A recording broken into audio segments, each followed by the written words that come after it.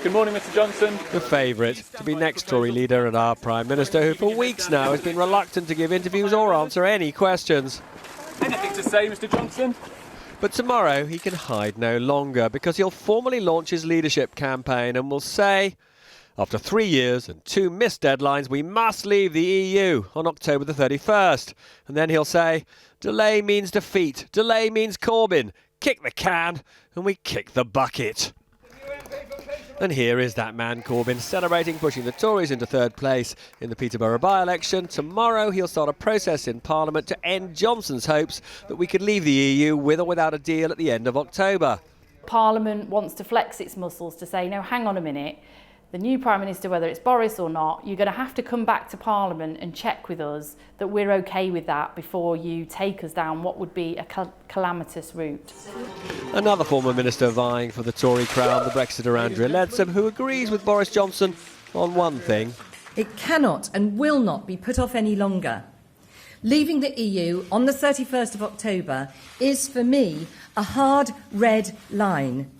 Jeremy Hunt has said it is inconceivable that Parliament would not block a no-deal Brexit. You are saying he is wrong? I do not believe that it's possible for Parliament to prevent a no-deal exit. It's the legal default position. Leadsom quit the last Tory leadership race, having upset some of her colleagues for saying she'd be a better Prime Minister than Theresa May because she had children. So what did she learn? I'm just going to say never say as a mother. Amidst the gravity of deciding who should lead this country, there was the odd bit of light relief. Mark Harper insisting journalists should ask him literally anything. Who would win in a fight, a lion or a bear? OK, on the basis that the lion is the symbol of Britain, I'm going to say the lion.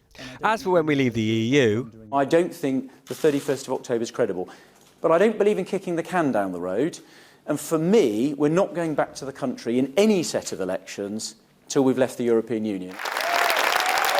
And then in a circus tent of all places, perhaps the rising star of this contest, Rory Stewart, probably Johnson's fiercest critic. I do not believe in promising what we cannot deliver. And I do not believe in pretending that you're going to get some new deal out of Europe before the 31st of October. I don't believe in pretending that there is something called no deal that you're going to be able to drive through Parliament. I don't believe in promising money that we don't have. I don't believe in the £84 billion worth of tax cuts that the other candidates have already offered in this race. Jeremy Corbyn today, in partnership with your Tory colleague, Oliver Letwin, has started a parliamentary process which they hope will take a no-deal Brexit formally off the table. Will you support that initiative? I am entirely against no deal and I am entirely against progression. I haven't read the details of this. My instinct is I would be wholly supportive.